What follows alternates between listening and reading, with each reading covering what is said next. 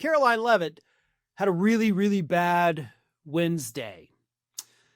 The first thing that stuck out from Karoline Leavitt's press briefing on Wednesday was the fact that she insisted that everything she tells people is true because it's coming from her.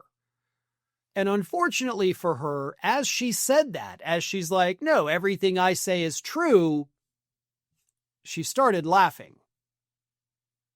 She started laughing while insisting I don't ever say anything untrue. Which, of course, we all know is a 100% indication that you know you lie your stupid little face off every single day you get up to that podium. She said, I just have a quick statistic here on energy that I found fascinating, and it's obviously true because I'm saying it up here. And she chuckled. Like, it's obviously true because I'm saying it. Anyway, red states with Republican legislatures currently enjoy lower average retail electricity prices than blue states with Democrat legislatures. Now,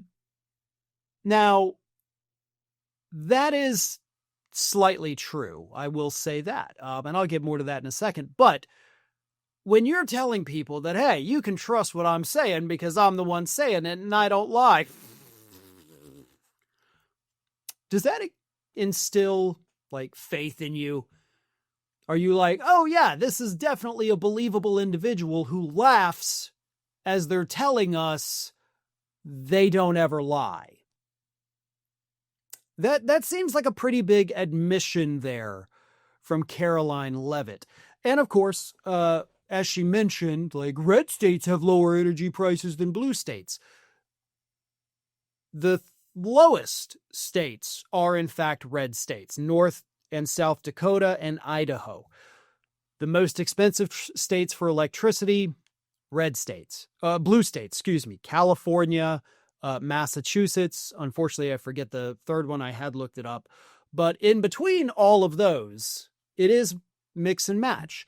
Alaska has exceptionally high energy prices. Florida has seen the highest energy price spikes in the United States. Deep red state here, Republican governor for over 20 years, actually over almost 30 years now. So it's not exactly true. The highest states are blue, the lowest states are red, but everything in between is not red or blue. It is all jumbled up together. Not to mention those red states with that super low electricity cost that, brings down the average for red states in general. It's because not a ton of people live there. There is less demand versus these other states. When you do have New York, you have Massachusetts, you have California, lot of people, lot of demand. See, so even though her statement is it's not even almost mostly true. It's like half true, but also leaves out all the context. And context, of course, is important. It's like if I said, well, red states have the lowest potato prices in the United States. It's because they have all the potatoes. Like Florida's a huge producer of potatoes, not just Idaho. And yeah, potato prices here a little bit cheaper than, say, New York.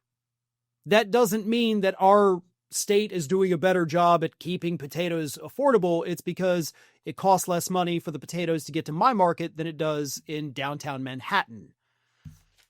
But that's not the only thing that happened with Karoline Leavitt on Wednesday. She was also asked a question because Donald Trump earlier in the day had gotten, news about Jesse Jackson passing and decided to use that opportunity to whine about people calling Trump a racist.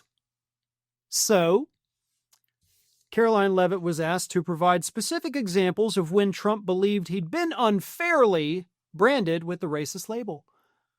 And Leavitt responded saying, "You're kidding, right? I will pull you a plethora of examples, and I'm going to have the team going through the internet of radical Democrats throughout the years who have accused this president falsely of being a racist, and I'm sure there's many people in this room and on network television across the country who have accused him of the same." But the reporter was asking you, hey, when has he been accused of being a racist when he totally wasn't a racist? And you're like, I've got a team of people.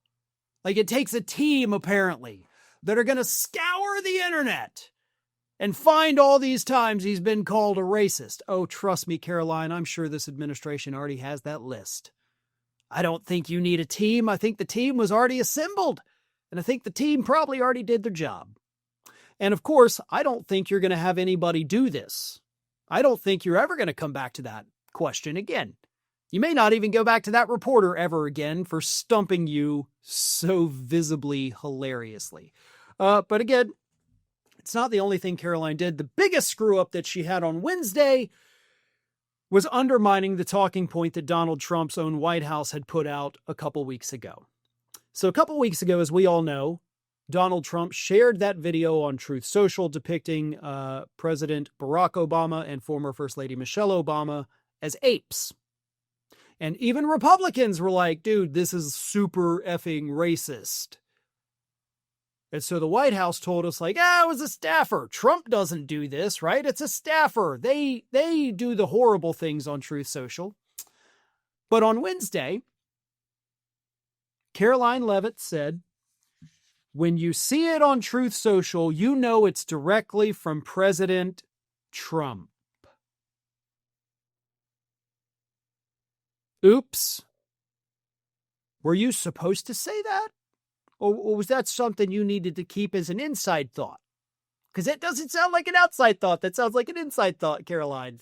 But you did. So you just undermined everything your administration had said about who posted the racist video. So we do appreciate that, right? That was the one rare moment of honesty from you. And it's one that I am sure Donald Trump is probably not very happy about. Thanks for watching, and if you are not already subscribed to the channel, please do so, and do not forget to like and comment and share widely among your friends.